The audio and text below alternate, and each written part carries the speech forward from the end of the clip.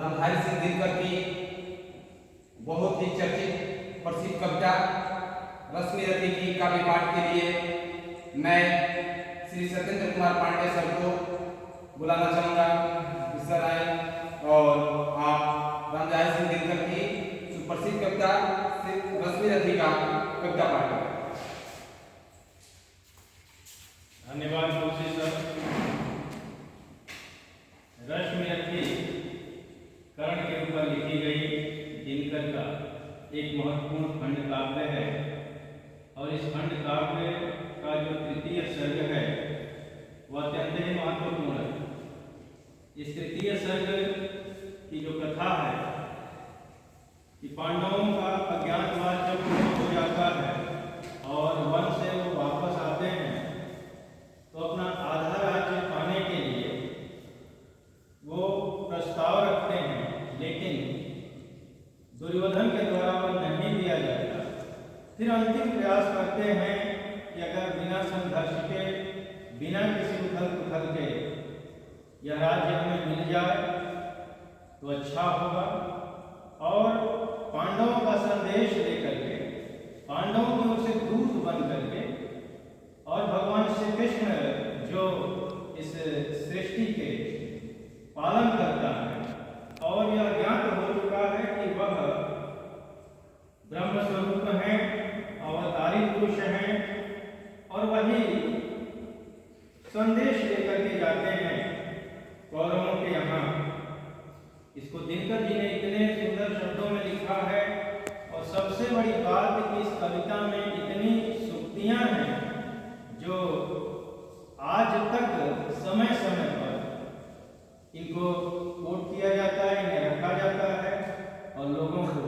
जुबानी याद है। तो तृतीय सर्ग के कुछ अंशों को मैं यहाँ पढ़ने जा रहा हूँ, आप सुने। हो गया पूर्ण अज्ञातवास, पांडव लौटे वन से साहस, पावक में कनस सदिश तप कर, विरत बनिए कुछ और प्रखर, नस नस में तेज प्रवाह लिए कुछ और नया उत्साह लिए, सच है विपत्ति जब आती है कायर को ही दबलाती है, शूरमा नहीं विचलित होते, क्षण एक नहीं धीरज होते, विघ्नों को गले लगाते हैं कांटों में राह बनाते, मुख से न कभी उठ कहते हैं, संकट का चरण में रहते हैं, जो आप पड़ता सब सहते हैं, उद्योग निरत निरत करते हैं, शूरों का मूल नशाने को पढ़कर विपत्ति पर छाने को, है कौन विघ्न ऐसा जग में टिक सके वीर नर के मग में, हम ठोंक फेंकता है जब नर पर्वत के जाते पांव पर,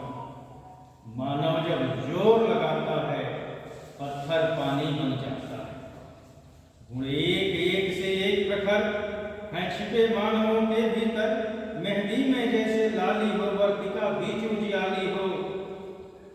बत्ती जो नहीं जलाता है रोशनी नहीं वह पाता है, बत्ती जो नहीं जलाता है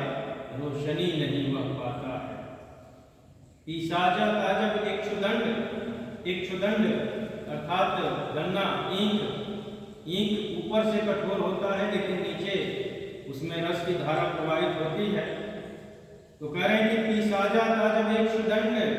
झरती रस की धारा अखंड, मेहंदी जब सहती है प्रहार बनती रंग नाम का श्रृंगार, जब फूल पिरोए जाते हैं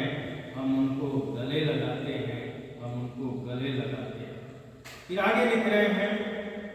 कि वसुधा का नेता कौन हुआ, भूखंड विजेता कौन हुआ, अप्रिय क्रेता कौन हुआ, नवधर्म प्रणेता कौन हुआ, जिसने न कभी आराम किया विघ्नों में रहकर नाम किया, जब विघ्न सामने आते हैं सोते से हमें जगाते हैं,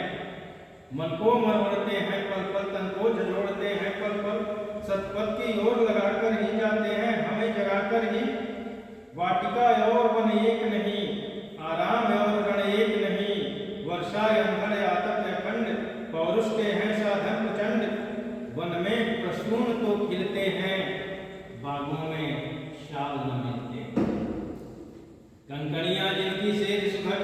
छाया देता केवल अंबर, विपदाएं धूल पिलाती हैं, लोरियां दियां सुनाती हैं,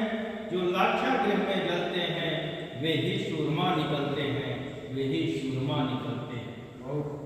बढ़कर विपत्तियों पर छा जा मेरे किशोर मेरे ताजा,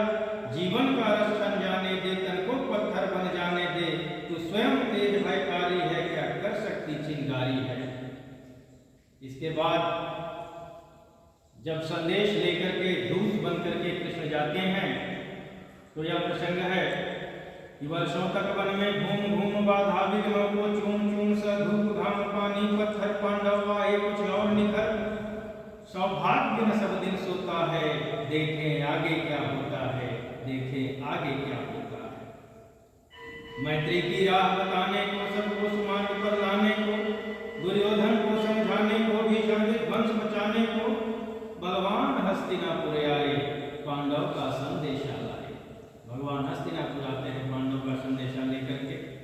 और जो प्रस्ताव है उस प्रस्ताव को रखते हैं कि दो न्याय अगर तो आधा दो, पर इसमें भी यदि बाधा हो तो केवल 5 गांव रखो अपनी धरती तमाम, हम वही खुशी से खाएंगे, पर खाएंगे। दुर्योधन वह भी दे न सकता। दुर्योधन 5 गांव देने के लिए भी तैयार नहीं है। वो कहता है कि श्याम नहीं बता श्याम बिना युद्ध केशव। तो दुर्योधन वह भी दे न सका, आशीष समाज की दे न सका, उल्टे हर को बांधने चला, जो था साध्य साधने चला। जब नाश मनुष्य पर छाता है, पहले विवेक मर जाता है। हरि ने भीषण हुंकार किया,